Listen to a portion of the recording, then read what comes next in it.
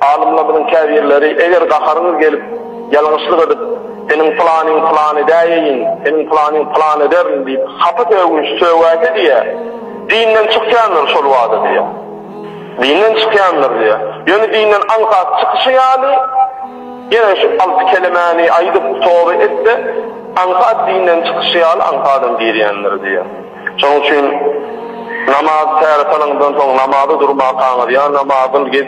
Hiç vakit namaz, ol terası bu hafiflemiş paylaştığım diyemeler diyen yağdığında yokman tövbe etmeli. Sen zına diyen daha edecek diyen de son diyen de.